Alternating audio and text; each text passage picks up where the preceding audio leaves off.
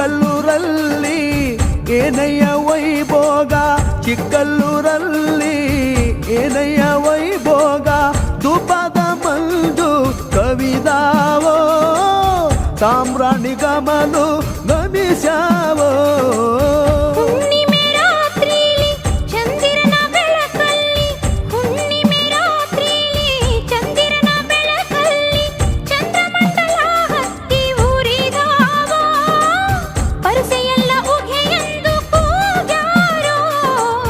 ಯಾರಿಗೆ ಒಲಿದೆಯ ಲಿಂಗಯ್ಯ, ಕಂಡೈಕೆ ಒಲಿದೆಯ ಸ್ವಾಮಿ, ಭಕ್ತರಿಗೊಲಿದೆಯ.